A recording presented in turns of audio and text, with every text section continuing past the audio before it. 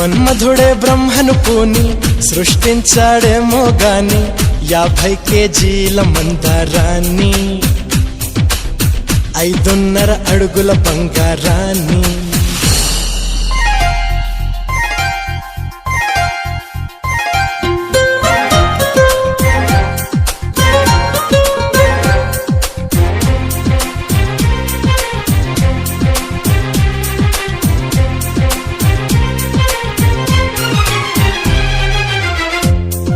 దీన్ని తెలుగులో కారం అంటారు, మరి మలయాళంలో ఎరివు.